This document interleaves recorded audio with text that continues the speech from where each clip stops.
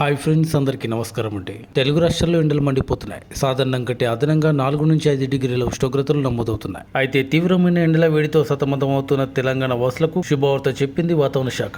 తెలంగాణ రాష్ట్రంలో రాబోయే 3 రోజుల్లో పలు ప్రాంతాల్లో వర్షాలు కురిసే అవకాశం ఉన్నట్లు పేర్కొంది. పలు చోట్ల ఉరుములు మెరుపులతో కూడిన వడగండ్ల వర్షాలు కురిసే అవకాశం ఉండగా తుఫాను కూడా సంభవించే అవకాశం ఉన్నట్లు హెచ్చరించింది.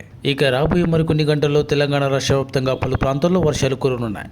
మార్చి 22వ తేదీన సెంట్రల్ నార్త్ తెలంగాణతో ప్రారంభమై మార్చి 23, 24వ తేదీన దక్షిణ తూర్పు తెలంగాణ వరకు విస్తరించే అవకాశాలున్నాయి. ఇక తూర్పు తెలంగాణలో తీవ్రమైన తుఫాన్లు సంభవించే అవకాశం ఉంది. మార్చి 22, 23 తేదీల్లో తెలంగాణ రాష్ట్రంలోని మంచిర్యాల, పెద్దపల్లి, భూపాలపల్లి, ములుగు, మహబూబాబాద్, భద్రాద్రి కొత్తగూడెం, ఖమ్మం, ఆదిలాబాద్, నిజామాబాద్, కామారెడ్డి, మెదక్, సంగారెడ్డి, వికారాబాద్, నారాయణపేట, గద్వాల్ జిల్లాల్లో ఈదురుగాలులతో కూడిన వర్షాలు కురిసే అవకాశం ఉంది. మరోవైపు ఇదే 22, 23 తేదీల్లో హైదరాబాద్ నగరంతో పాటు మరొక 17 జిల్లాల్లో వర్షాలు కురిసే అవకాశం ఉంది.